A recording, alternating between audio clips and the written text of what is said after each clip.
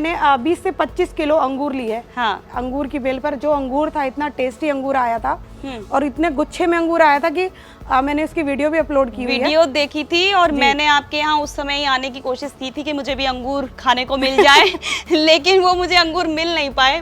तो बहुत लोग कोशिश करते हैं कि वो अपने गार्डन में फ्रूट प्लांट्स को ऐड करें, लेकिन सबसे ज़्यादा प्रॉब्लम उनको ये आती है कि उन्हें ये लगता है कि गमले में फ्रूटिंग नहीं हो सकती। बिल्कुल हो सकती है, क्यों नहीं हो सकती। बहुत लोग ये कहते हैं कि उनके प्लांट्स पर फ्लावरिंग तो होती है लेकिन फ्रूट बनने से पहले फ्लावर जो है गिर जाता है। जैसे मैं ये देख रही हूँ पीछे, अगर कोई बिगनर फ्रूट गार्डनिंग शुरू करना चाहता है तो उसे शुरुआत किन फ्रूट प्लांट्स के साथ करनी चाहिए? इससे पहले यदि अभी तक आपने अपने YouTube चैनल यूनिक फार्मिंग को सब्सक्राइब नहीं किया है तो अभी सब्सक्राइब करें, साथ ही बेल आइकन भी दबाएं ताकि आगे आने वाली वीडियोस की नोटिफिकेशन आपको मिलती रहे। तो दोस्तों अब हम चांदी मैम के साथ हैं और मैं आपको बता दूं कि चांदी मैम के मोबाइल फ्रूट गार्डन यानी चलते फिरते गार्डन की तमाम वीडियोस हम यहाँ बना चुके हैं। कमाल की गार्डनिंग ये करती हैं और बहुत लोग इनसे सीख कर गार्डनिंग कर रहे हैं और आज एक खास चीज़ के लिए हम यहाँ पर आ गए हैं, वो है फ्रूट गार्डनिंग। असल में मैं सबसे पहले ये जानना चाहती हूँ कि आपने स्पेशली फ्रूट गार्डनिंग को ही क्यों चुना? क्योंकि देखिए फ्रूट गार्डनिंग इसलिए चुना क्योंकि आजकल जैसे मार्केट में केमिकल फ्रूट है, तो केमिकल फ्रूट ना खाने की बजाय हम विदाउट केमिकल फ्रूट खाएं ताकि अपने बच्चों को भी खिलाएं। और बीमारियां आपको पता है कि हर घर में बीमारी है, कैंसर जैसी बीमारी, हार्ट अटैक जैसी बीमारी, ठीक है, ये जैसी बीमारियां ये सब किस चीज़ से हो रही हैं? हमारे खान पान से हो रही हैं। हमारी एयर फ्रेश नहीं है, हमारा खान पान अच्छा नहीं है। तो मैंने सबसे पहले यही सोचा कि अगर गार्डनिंग करनी है ना तो क्यों ना ऐसी चीज़ से शुरू करी जाए जो कि हमारी सेहत के लिए सबसे बढ़िया है। तो मैंने फ्रूट प्लांट को ही चुना और मैंने फ्रूट प्लांट ही अपने गार्डन में ऐड करें। ठीक है, तो बहुत लोग कोशिश करते हैं कि वो अपने गार्डन में फ्रूट प्लांट्स को ऐड करें, लेकिन सबसे ज़्यादा प्रॉब्लम उनको ये आती है कि उन्हें ये लगता है कि गमले में फ्रूटिंग नहीं हो सकती। बिल्कुल हो सकती है, क्यों नहीं हो सकती। पहली बात तो देखिए, जब आप प्लांट लगा ही रहे हो ना, आप उसको पानी भी दे रहे हो, आप उसकी केयर भी कर रहे हो, तो क्यों ना आप एक ऐसा प्लांट लगाइए जिससे आपको भी फायदा हो, आपको खाने के लिए भी कुछ मिले और आपको रोजाना उसकी केयर करने के लिए आपको टाइम भी मिलेगी। अरे ये तो मुझे फ्रूट दे रहा है तो मैं तो इसकी बहुत केयर करूंगा और ये जो फ्रूट मिल रहा है मुझे, ये मेरी सेहत के लिए बहुत अच्छा है। जब आप ये फ्रूट गार्डनिंग करोगे ना, आपको बहुत मजा आने वाला है ऐसी फ्रूट गार्डनिंग करने में। और फ्रूट प्लांट लगाने से पहले आपको एक बात का ध्यान रखना है कि आप अगर ये सोच के लगाएंगे ना कि ये मुझे फ्रूट देगा तो ही मैं इसको लगाऊं, नहीं, बिल्कुल नहीं। पहले आप उससे दोस्ती कीजिए, आप उसके साथ टाइम बिताइए, आप इस हरियाली को महसूस करिए और फिर आप गार्डन अपना बनाइए।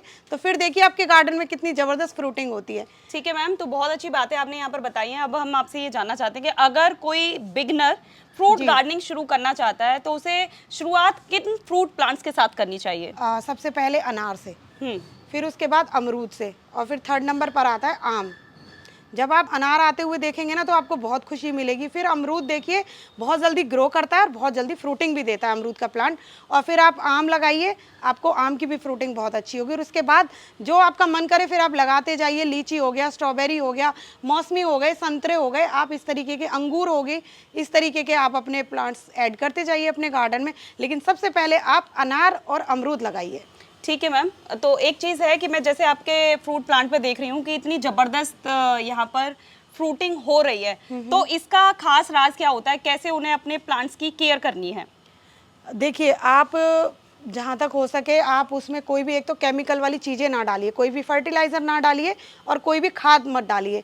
जैसे कि डीएपी खाद हो गया, आप उसको बिल्कुल भी ऐड मत करिए क्योंकि जब हम डीएपी खाद डालते हैं ना तो बहुत फास्ट फ्रूटिंग मिलती है आपको, बहुत जल्दी। आपका प्लांट्स भी बहुत अच्छा ग्रो करेगा और आपके प्लांट्स में फ्रूटिंग भी बहुत अच्छी लगेगी। वो फ्रूटिंग अगर आप लोगे तो इससे तो अच्छा है आप बाहर की फ्रूटिंग खाइए, क्योंकि उस फ्रूटिंग को खाने का कोई फ़ायदा नहीं है। आप विदाउट केमिकल फ्रूटिंग उगाइए, अपने ही घर की वेस्ट चीज़ों को यूज़ करिए और इतनी ज़बरदस्त फ्रूटिंग पाइए। ठीक है मैम, बहुत लोग ये कहते हैं कि उनके प्लांट्स पर फ्लावरिंग तो होती है लेकिन फ्रूट बनने से पहले फ्लावर जो है गिर जाता है। जैसे मैं ये देख रही हूँ पीछे, चीकू पर आपके यहाँ पर जबरदस्त फ्लावरिंग हो रही है। अब ये फ्रूट में कन्वर्ट हो, इसके लिए आप क्या करती हैं? उसके लिए देखिए, जब हमारी मिट्टी में हीट पैदा होती है ना तो हमारा फ्लावर झड़ जाएगा। तो हमें अपनी मिट्टी को एक तो ठंडक बनाए रखनी है, ठीक है, हमें मिट्टी को गर्माहट भी देनी है और मिट्टी को ठंडक भी देनी है। सबसे बड़ी चीज़ है, अगर आपका फ्रूटिंग गिर रही है, लोग बोलते हैं कि सरसों की खली गर्म होती है, लेकिन मैं बोलती हूँ कि सरसों की खली बहुत ज़्यादा ठंडी होती है। प्लांट्स के लिए। आप उसे 4 से 5 दिन में उसकी गर्मी बिल्कुल ख़त्म कर देंगे। जब वो भीगेगी पानी के अंदर, उसकी गर्मी बिल्कुल ख़त्म कर देंगे और वो एक इस तरीके का फर्टिलाइज़र तैयार होगा आपके प्लांट्स के लिए, जो इसमें एनर्जी देगा ताकि इसकी फ्लावरिंग गिरे ना और फ्रूटिंग बने बहुत अच्छी। ठीक है, तो क्या आपको भी अपने फ्रूट प्लांट्स पर हैंड पॉलिनेशन करने की ज़रूरत पड़ती है? हाँ, चीकू पर पड़ती है कभी कभी। तो आप किस तरीके से करती है? ये मैं आपको दिखा देती हूँ। देखिए, जैसे आप ये चीकू का फ्लावर्स देख रहे हैं ना, आप जब ये फ्लावर्स पूरा खिल जाए, अभी तो ये पूरा खिला नहीं है, लेकिन जब ये थोड़ा सा और खिल जाएगा, थोड़ा बड़ा हो जाएगा, मैं आपको कोई बड़ा फ्लावर दिखाती हूँ कि जैसे बड़ा फ्लावर है, जैसे ये थोड़ा सा बड़ा है। देखिए, जब इसमें आपको इसमें दिख रहा है ना, ये जो चीज़ दिख रही है ना, ये फ्रूट है। इसी फ्रूट को हमें इनसे टच करना है इस तरीके से। ये से टच हो गए ना, ये हैंड पॉलिनेशन का काम हो गया। और बहुत अच्छी आपने यहाँ पर ये टेक्निक बता दी है। अब इसके साथ मैं जानना चाहती हूँ कि आप कितनी बार अपने पौधों के अंदर पानी लगाती हैं? क्या फ्रूट प्लांट्स को बहुत ज़्यादा पानी की ज़रूरत होती है? नहीं, ऐसा तो नहीं है। आप बहुत ज़्यादा पानी मत दीजिए बिल्कुल भी अपने पौधों में। हाँ, जैसे ये प्लास्टिक पॉट देख रहे हो ना, इनमें नीड होती है पानी की बहुत ज़्यादा, लेकिन आप एक ही बार पानी दीजिए दिन में, क्योंकि आप मॉर्निंग में पानी देंगे ना तो आप अगले दिन तक अपना प्लांट खिला हुआ देखेंगे। अगर आप इवनिंग में देखेंगे, इवनिंग में पानी देंगे तो आपका सुबह प्लांट ऐसा थोड़ा सा खिला खिला मिलेगा, लेकिन दोपहर में वो बिल्कुल मुरझा जाएगा। लेकिन आप मॉर्निंग का पानी देंगे तो अगले मॉर्निंग तक आपको अपना प्लांट फ्रेश मिलेगा। ठीक है, एक चीज़ होती है मैम, बहुत लोग घर में ही हमने कोई फ्रूट खाया और उसके बीज गमले के अंदर डाल दिए। बिल्कुल बिल्कुल।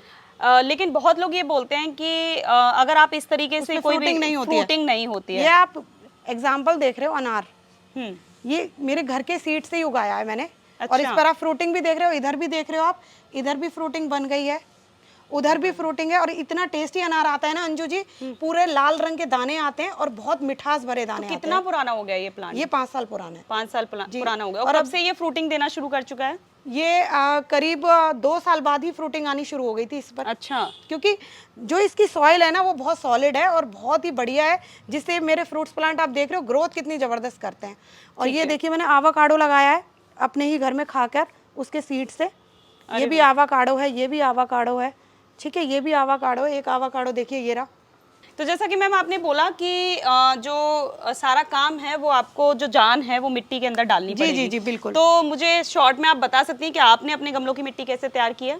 देखिए, मैंने अपना किचन वेस्ट डाला है, जितना भी मेरे किचन से वेस्ट निकलता है, सभी प्रकार के छिलके जो होते हैं, सब्जियों के छिलके हो गए, फ्रूट्स के छिलके हो गए, ठीक है। और उसके बाद जो भी आपके पास कागज बचता है आपका घर का वेस्ट, और जो गत्ते आते हैं उस तरीके के जिनमें बॉक्सेस जो होते हैं, वो सारे आप इसमें डाल दीजिए। और दूसरा, आप जो अपनी ये पौधे जो गिरते हैं पत्ते, ये वेस्ट नहीं होते, ये सबसे बड़ा खजाना है हमारे पौधों के लिए।